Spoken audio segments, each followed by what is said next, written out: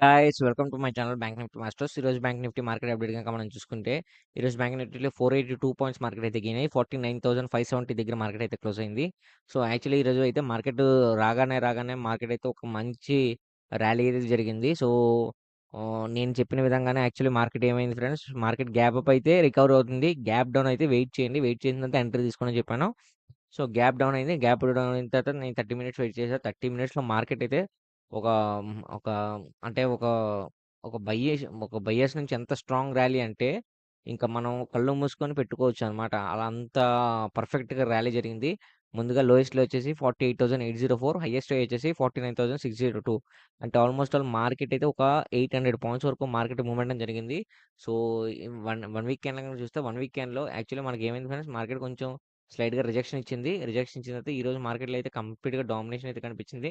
కంప్లీట్‌గా ఒక రికవరీ అయితే కనిపించింది మార్కెట్‌లో. సో, ఈ రికవరీ ఇదే కంటిన్యూ అవుతుందంటే చూద్దాం. రేపు గ్యాప్ అప్ అయితే మార్కెట్ కొంచెం పాజిటివ్‌గా ఉండబోతుంది. గ్యాప్ డౌన్ అయితే మాత్రం చెప్పలేమనమాట సిట్యుయేషన్ ఎలా ఉంటుందనేది. సో, ముందుగా మీరు వన్ డే క్యాండిల్ గనక చూస్తే, వన్ డే క్యాండిల్ ఈరోజైతే స్ట్రాంగ్‌గా బయర్స్ అయితే చాలా స్ట్రాంగ్‌గా ఒక బౌన్స్ బ్యాక్ అయితే అయ్యారు.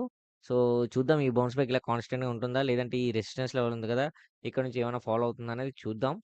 ఓకే. ఇంకా 15 మినిట్స్ క్యాండిల్ గనక అబ్జర్వ్ చేస్తే చూసారా, ఫస్ట్ 30 మినిట్స్‌లో మార్కెట్ ఎలా పరిగెట్టిందో, ఇంకా కళ్ళు మూసుకొని మనం పెట్టుకోవచ్చనమాట. అంతా ఈరోజు మార్కెట్‌లో అయితే మంచి ర్యాలీ అయితే జరిగింది. ఈరోజైతే నేను ఇక్కడైతే కాల్ ఆప్షన్ తీసుకున్నాను.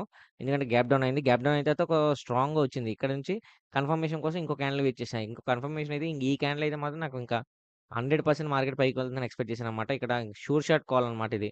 ఇక్కడ కాల్ ఆప్షన్ తీసుకున్నాను. సక్సెస్‌ఫుల్‌గా అయితే క్యాప్చర్ చేసుకున్నాను. దాని తర్వాత మార్కెట్‌లో మీరు ఇప్పుడు ఇలా ఒక్కోసారి వన్ సైడ్ ర్యాలీ జరుగుతున్నప్పుడు మార్కెట్ ఈ రేంజ్‌లో కన్సల్టేషన్ అవ్వచ్చు.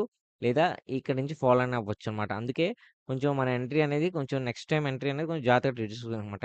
సో, నెక్స్ట్ టైమ్ ఎంట్రీ నేనెక్కడ ఇంకా అప్ సైడే తీసుకుందాం అనుకున్నాను. ఎందుకంటే మార్కెట్ ఇంత ర్యాలీ కనిపించింది కాబట్టి ఇదే రికవరీ అవుతుంది. ఎందుకంటే హ్యూజ్‌గా మార్కెట్ ఫాల్ అయింది కాబట్టి రికవరీ అవుతుందని ఎక్స్‌పెక్ట్ చేశాను. బట్ ఎక్కడ మొమెంటం ఏమి కనిపించలేదు మార్కెట్.